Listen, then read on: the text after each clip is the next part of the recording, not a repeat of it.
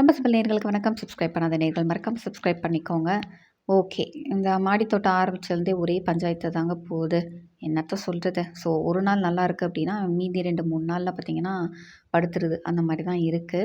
ஆ இந்த வெத்தல கொடி வாங்கிட்டு வந்து வீட்டுக்கு முன்னாடி வச்சிருந்தேன். சரி நல்லா வருதே! மாடியில கொண்டு போய் வச்சு இன்னும் நல்லா வரும். உரம், கிரம்லாம் குடுத்தா அப்டின்னு கொண்டு வந்து வச்சா, அது இருந்த இலையெல்லாம் கொட்டி போயிடுச்சுங்க.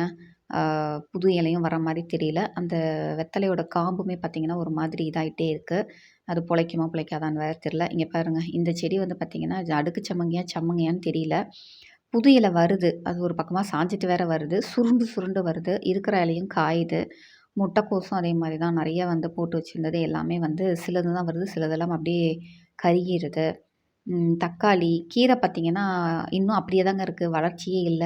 ஒரு லெவலுக்கு மேல நான் வளர மாட்டேன் அப்படின்ற மாதிரியே சிகப்பு தண்டு கீரையும், தண்டு கீரையும் போட்டது இன்னும் அப்படியே இருக்கு.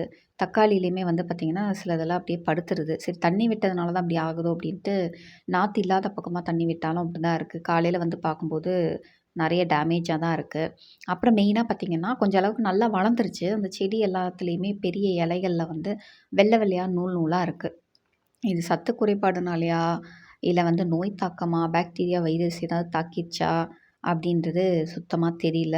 உங்களுக்கு தெரிஞ்சதுன்னா தயவு செஞ்சு கமெண்ட் பாக்ஸ்ல சொல்லுங்க. இத என்ன பண்ணி காப்பாத்துறது அப்படின்ட்டு. ஏன்னா நல்லா வளர்ந்துட்டுருக்கு. ஆனா வந்து இலையில வந்து அந்த மாரி வருது. இதனால வளர்ச்சி ஏதாவது கம்மியாயிடுமா அப்படின்ட்டு. அப்புறம் வந்து இந்த அதலக்காய் செடியிலயுமே வந்து ஒரே ஒரு இது வச்சிருக்கும்போது பார்த்தீங்கன்னா, காய் விட்டுருந்தது. நான் வந்து மணி முல்லான்னு தப்பா நெனச்சு வளர்த்துட்டு இருந்தேன் இல்லையா? அந்த செடி தான். பட் ஆனா இப்போ நெறைய பூ வைக்குது. ஆனா ஒரு காய கூட காணோங்க. டெய்லியும் பூ இருக்கு. டெய்லியும் பூ உதிருது. ஆனா ஒரு காயுமே காணோம். பார்ப்போம் என்ன நடக்குதுன்னு.